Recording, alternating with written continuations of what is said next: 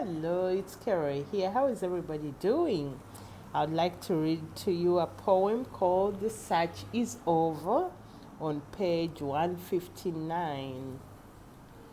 When your heart speaks, you know he's the one. You know you're home. You know you're cherished. You know you're loved and loved for a lifetime. It may not be as obvious at first, but the heart knows. The heart whispers, settle here, you're home. Give all in love, you're home. Open your arms wide to receive this unfolding love, you're home. Rest all your heavy burdens of doubt, you're home.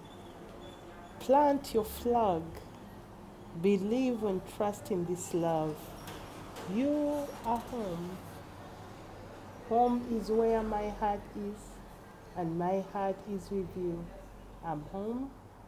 My heart is finally at rest. The search is over. Whew. Yes, my heart is finally at rest, and my search is over. I hope you find a home wherever you choose to call home. But home is where your heart is, and it doesn't have to be a place of physicality. It just can be a place where you feel rest, and that is what I consider home. I'll talk to you soon. Bye for now.